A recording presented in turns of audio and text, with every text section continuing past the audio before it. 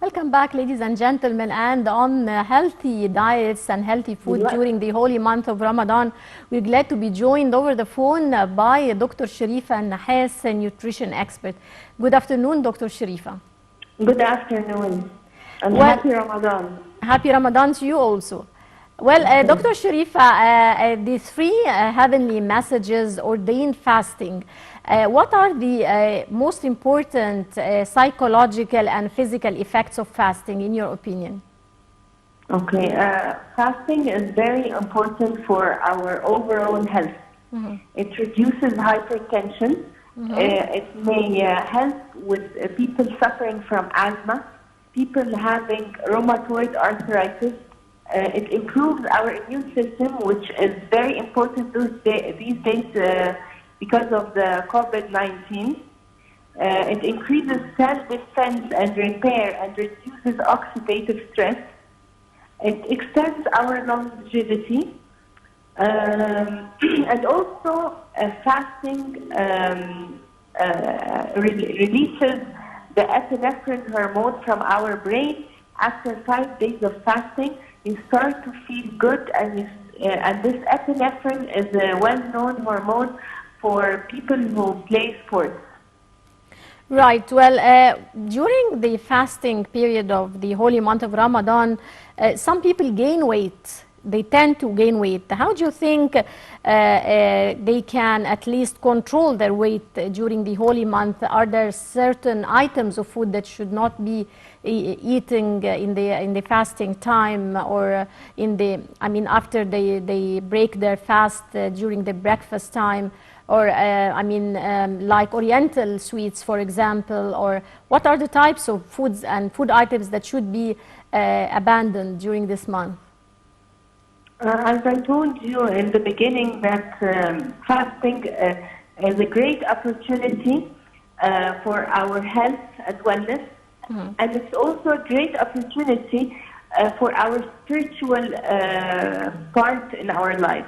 So, unfortunately, we destroy all those benefits by eating a lot of food during the iftar. Mm-hmm. And we have to divide our food into small meals in order not to have distension on our gut. Yes. And you know that many people during Ramadan, they have a lot of gut problems. Yes. Distension, constipation, because they don't drink water and they indulge in so many food. For instance, what I can tell you to try to get rid of the fried food, because it really inflames our arteries and may cause a lot of cardiovascular disease. And it also ages our appearance and our skin. It causes something called AGE, Advanced Glycation End Product, which affects our artery and may cause cancer. We should also try to eliminate or take a lower dose of sugar. We can slow down on dessert. Because eating dessert for every day, this is a disaster. Yes. We're putting our health in a very bad situation. Mm-hmm. So we can have kunafa and basbousa and all of those Ramadan treats, but it's a treat. So we can have it like 3 times in the month, but not every day.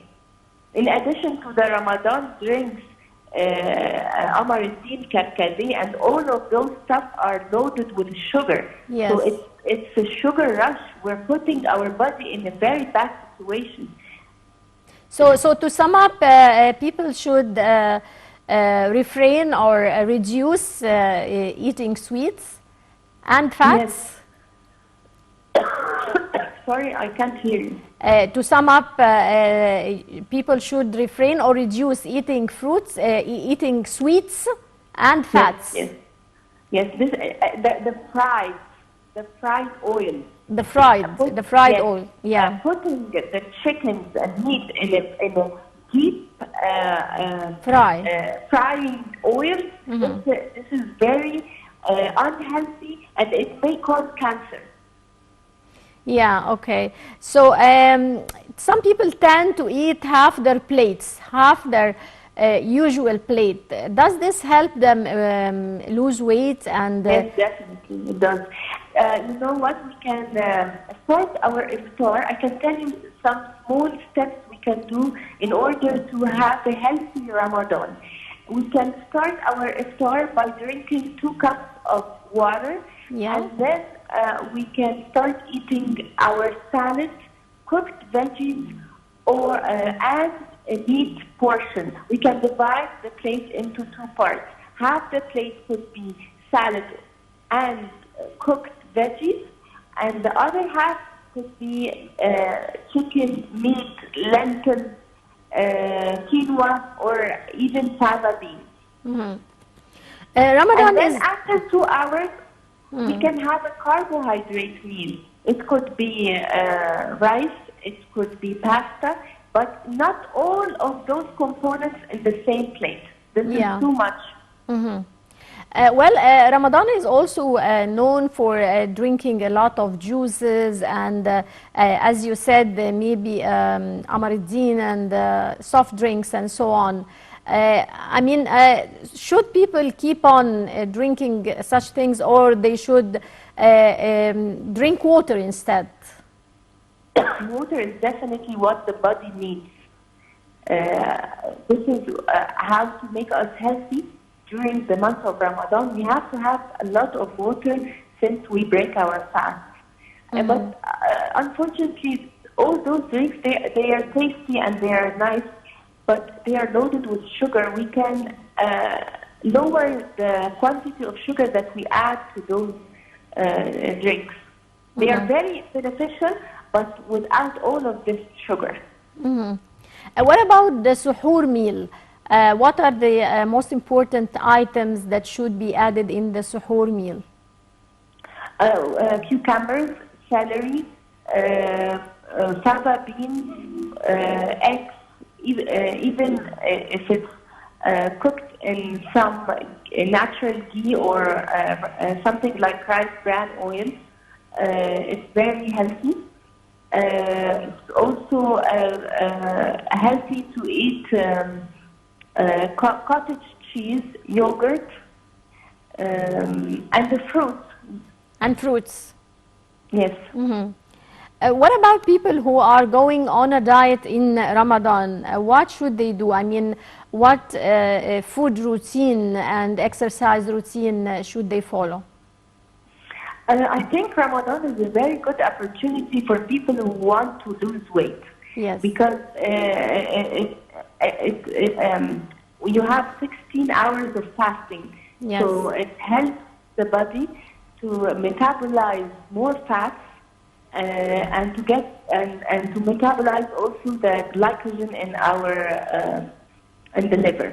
So, but we have to have like a routine. Like I told you earlier, start with the water and then have your protein portion, have your salad, antioxidants, vitamins, and minerals, and then have like 2 to 3 hours, and you can have something like yogurt with honey and nuts, or you can have something like